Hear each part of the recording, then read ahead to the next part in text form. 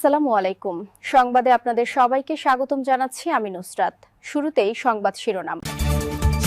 মধ্যপ্রাচ্যকে নতুন যুদ্ধের দ্বারপ্রান্তে ইরানে বিধ্বস্ত যুদ্ধবিমান থেকে পাইলট উদ্ধার, ট্রাম্পকে অভিনন্দন নেতানিয়াহুর।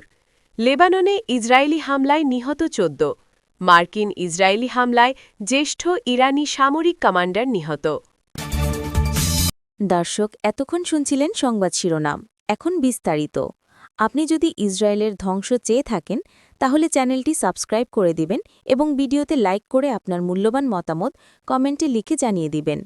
এখন বিস্তারিত।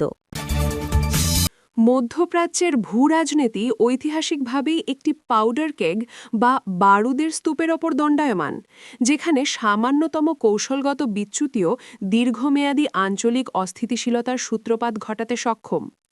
তবে সাম্প্রতিক প্রেক্ষাপটে ইরানকে লক্ষ্য করে ওয়াশিংটনের পক্ষ থেকে জারি করা ১০ দিনের আল্টিমেটাম কেবল আঞ্চলিক উত্তেজনার পারদকেই ঊর্ধ্বমুখী করেনি, বরং তার সমকালীন বৈশ্বিক নিরাপত্তা কাঠামোর ওপর এক গুরুতর অশনি সংকেত হিসেবে আবির্ভূত হয়েছে।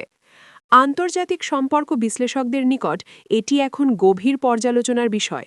এই চরম সময়সীমা নির্ধারণ কি কেবলই জবরদস্তিমূলক কূটনীতির একটি কৌশলগত প্রক্ষেপণ, নাকি এটি সুপরিকল্পিত কোনো পূর্ণমাত্রার সামরিক মহাপ্রলয়ের সোপান?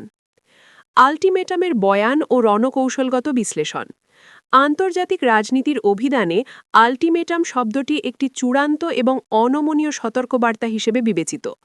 যখন যুক্তরাষ্ট্রের মতো একটি বৈশ্বিক সামরিক ও অর্থনৈতিক পরাশক্তি কোনো সার্বভৌম রাষ্ট্রের ওপর নির্দিষ্ট সময়সীমা আরোপ করে, তখন ভূরাজনৈতিক মানদণ্ডে এটি প্রতীয়মান হয় যে প্রচলিত কূটনৈতিক পথগুলো প্রায় রুদ্ধ হয়ে এসেছে। তবে ইতিহাসের নির্মোহ বিশ্লেষণে দেখা যায়, এ ধরনের চরম সময়সীমা অনেক ক্ষেত্রে সরাসরি যুদ্ধের সূচনা না হয়ে বরং সাইকোলজিক্যাল ওয়ারফেয়ার বা মনস্তাত্ত্বিক যুদ্ধের একটি অংশ হিসেবে ব্যবহৃত হয়, যার লক্ষ্য প্রতিপক্ষকে চাপের মুখে নতি স্বীকারে বাধ্য করা। ইরানের জন্য এ জাতীয় বহিঃশক্তির চাপ কিংবা বৈরী আচরণ নতুন কোনো অভিজ্ঞতা নয়। কয়েক দশক ধরে কঠোর অর্থনৈতিক নিষেধাজ্ঞা এবং আন্তর্জাতিক বিচ্ছিন্নতার বিরুদ্ধে লড়াই করেই তেহরান তার অস্তিত্ব টিকিয়ে রেখেছে। তবে বর্তমান পরিস্থিতির সমীকরণ অত্যন্ত জটিল ও সংবেদনশীল। একদিকে নিবিড় পারমাণবিক কর্মসূচি, অন্যদিকে মধ্যপ্রাচ্যের ভূখণ্ডে বিস্তৃত আঞ্চলিক প্রক্সি রাজনীতির প্রভাব, সব মিলিয়ে উত্তেজনার পারদ এখন এমন এক চরম বিন্দুতে অবস্থান করছে যেখানে সামান্য একটি কৌশলগত ভুল বা অনাকাঙ্ক্ষিত স্ফুলিঙ্গ সমগ্র অঞ্চলে এক অনিয়ন্ত্রিত দাবানল সৃষ্টি করতে পারে। প্রথাগত যুদ্ধ বনাম আধুনিক যুদ্ধের বহুমুখী রূপরেখা।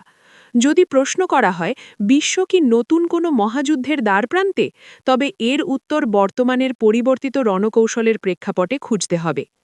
আধুনিক রণক্ষেত্রে বিজয় এখন আর কেবল ট্যাঙ্ক আর মিসাইলের সরাসরি সংঘর্ষের ওপর নির্ভর করে না।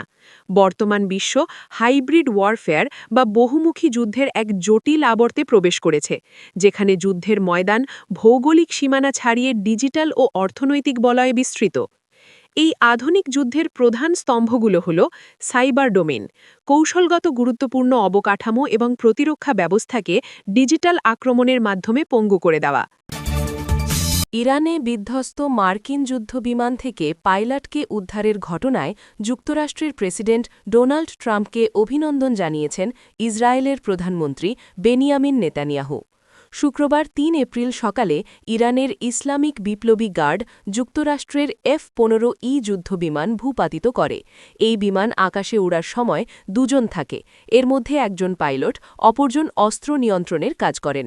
যেদিন বিমানটি ইরান ভূপাতিত করে, ওই দিনই এক ক্রুকে উদ্ধার করেছিল যুক্তরাষ্ট্রের স্পেশাল ফোর্সের সেনারা। এরপর দ্বিতীয় ক্রুকে খুঁজতে ইরানে সরাসরি প্রবেশ করে তারা। রোববার জানা গেল দ্বিতীয় ক্রুকেও উদ্ধার করা হয়েছে।